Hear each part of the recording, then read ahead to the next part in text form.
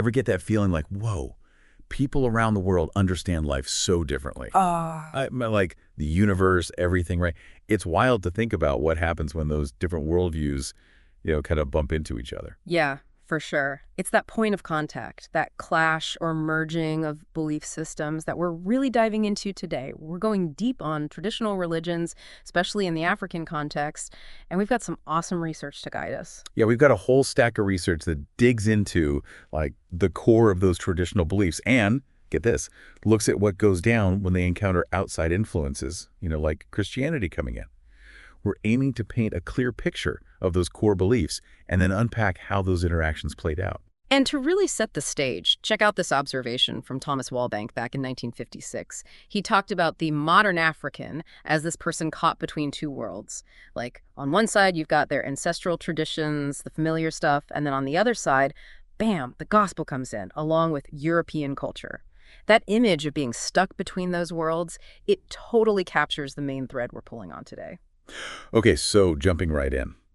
When we talk about these long-established belief systems, what's the best way to even refer to them? I've seen a bunch of different terms floating around in our sources. Oh yeah, that's a key thing to clear up right off the bat. You'll see terms like animism, animatism, even primal religions, but they often just focus on one little piece of the puzzle. You know what I mean? Our source material leans towards traditional religion, but often throws in a regional tag, like African traditional religion, gives it more context, more respect for the diversity within these systems, and that's how we're using it here, traditional religion in that wider sense. All right, so if we're running with traditional religion as our label, how do we even begin to define something that has so many variations depending on where you look? Good question.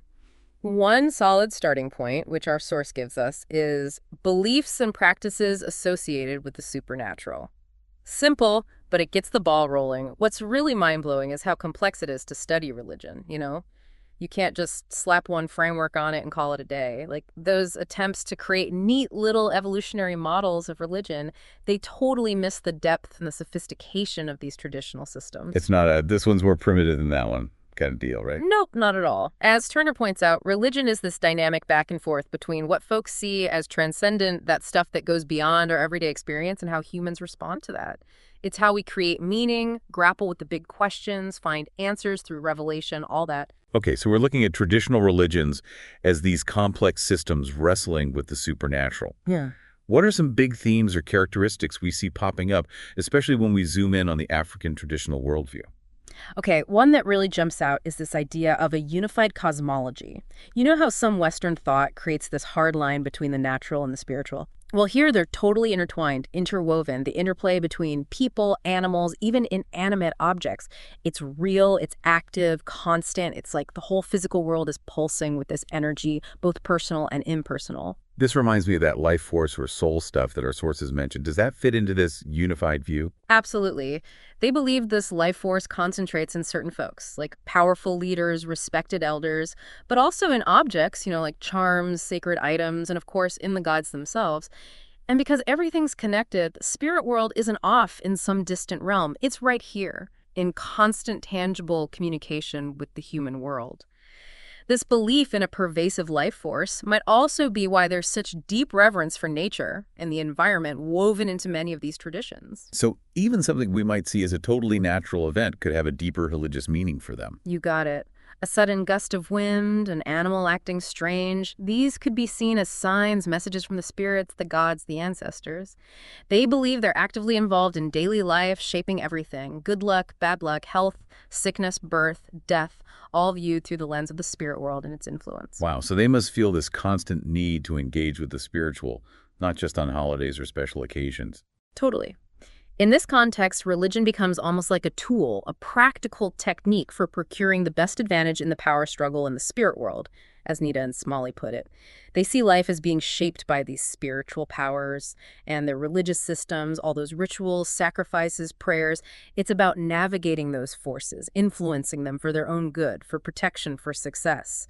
There's a real sense of vulnerability and dependence on these systems to create those links with the unseen. This makes me wonder, does this worldview change how they understand time itself?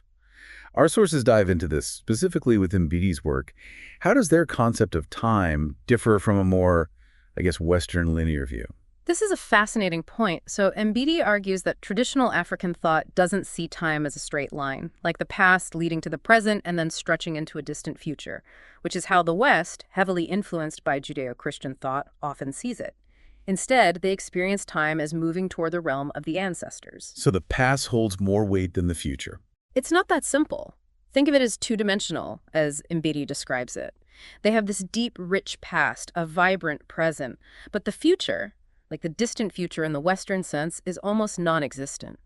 What will happen is either immediate, tied to the now, or inevitable, like the cycles of nature or what the ancestors have ordained.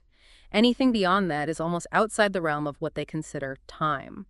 This really emphasizes the importance of tradition, of the continuity of life through the ancestors. It's about the now and the connection to those who came before, rather than planning for a far-off future. Exactly. This understanding of time just solidifies the central role of ancestors, gods, and spirits in their worldview. It reinforces that sense of a connected reality where the past isn't gone, it's present and active in the now. Now, within this spirit-filled world, our sources bring up this idea of a high god in many African traditional religions. What's the deal with that concept? Oh yeah, the belief in a supreme being, all-powerful, all-knowing, a creator high god, it's pretty common. However, and this is key, they often view this high god as transcendent, kind of distant from everyday life, from human concerns and interactions. Imagine a creator who set things in motion but isn't constantly meddling in the details. So super powerful, but hands-off in the day-to-day. That's it. And this distance creates a complex relationship. Deep respect, sure, but also a sense of separation, of a relational gap.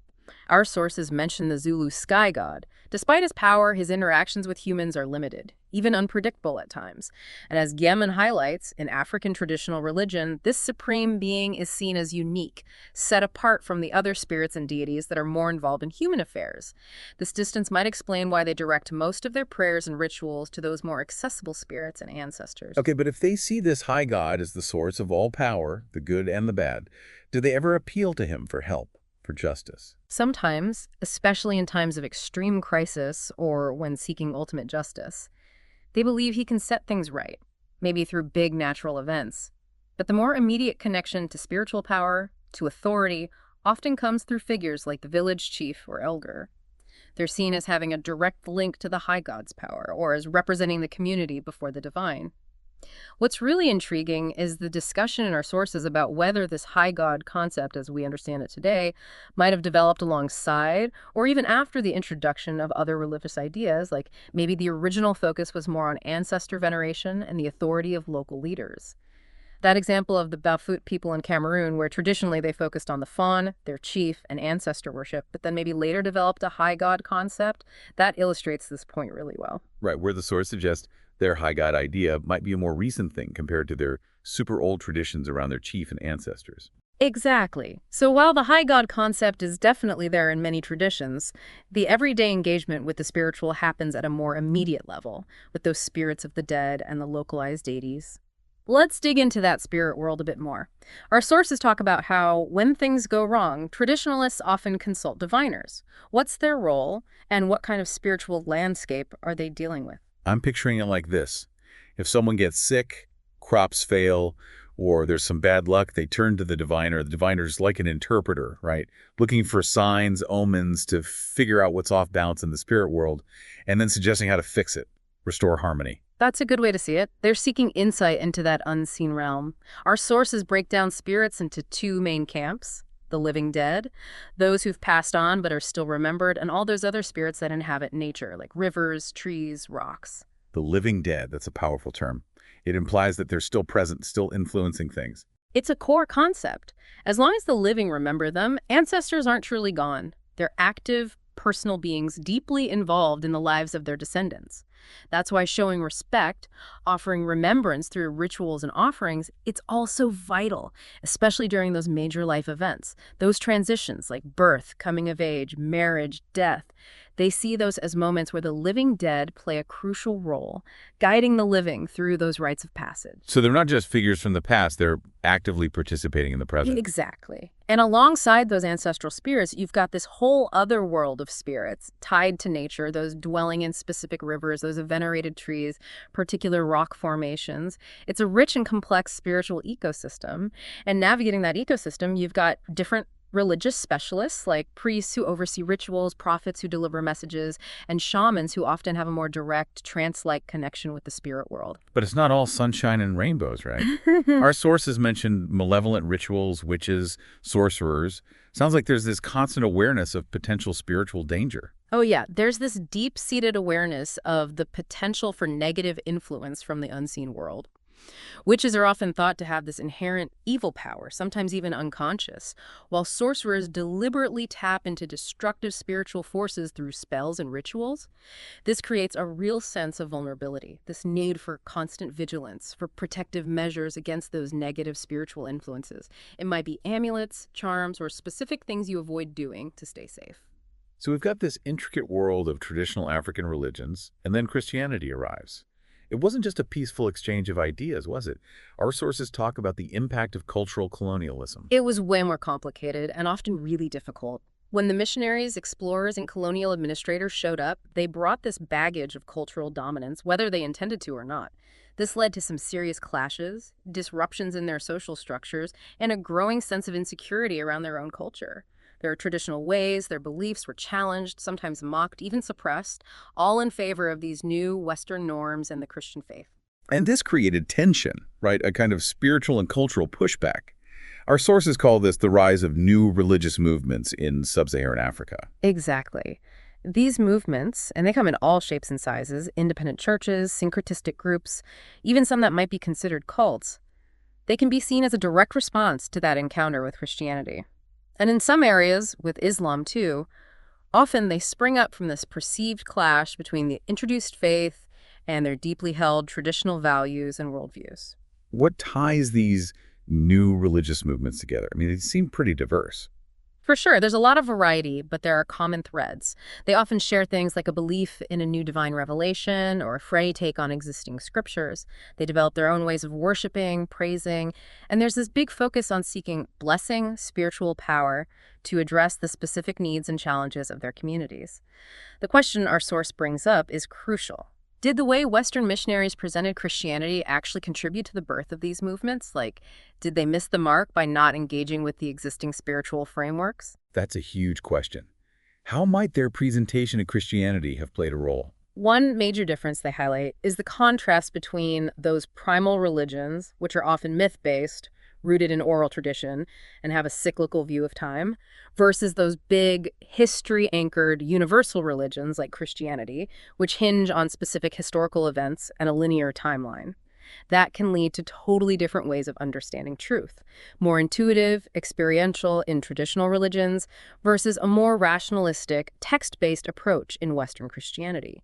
Plus, bringing in new cultural values, often linked to economic incentives and the whole colonial power structure, could weaken the existing social and religious systems, creating this breeding ground for movements that wanted to reclaim or reinterpret their heritage.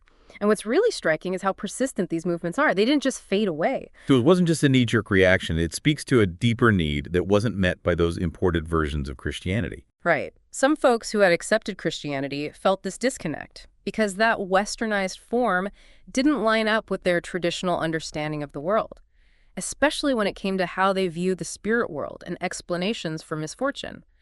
This mismatch could lead to separatist movements, groups that tried to blend Christian ideas with traditional answers and practices, creating something new. Like they might incorporate traditional healing practices into Christian worship, for example. So it's a merging, a syncretism, combining different beliefs and practices. Yeah, and often it's driven by this desire to root their religious values in their African heritage instead of just adopting a foreign, westernized version of Christianity. Our sources point out that some missionaries, maybe unintentionally, gave off the vibe that embracing Christianity meant ditching your traditional heritage completely, which obviously created tension and resistance. The story of the Church of Jesus Christ on Earth through the prophet Simon Kimbangu is a perfect example of this, right? Absolutely. It popped up in the Congo region, and it's this fascinating mix of Roman Catholic elements with traditional Bakongo spiritual beliefs and practices, Kimbangu's ministry with the healing and dream interpretation, and people seeing him as having these Christ-like qualities. It resonated so strongly with the local culture. Even his title, He Who Reveals What Is Hidden, ties directly back to those existing Bakongo ideas about prophecy and spiritual insight. The Kimbanguist Church, which is now recognized by the World Council of Churches, is a powerful example of this syncretic expression of faith. It's not purely traditional, not fully Western Christian, but something unique, something that speaks to the specific needs of its people. So this whole history of Encounter, it has some serious implications for missions work today, right? Our sources wrap up with some reflections on missiological approaches. They do. And that story of Alan, the missionary in Ghana, and his relationship with Moses, it really captures the dilemmas involved.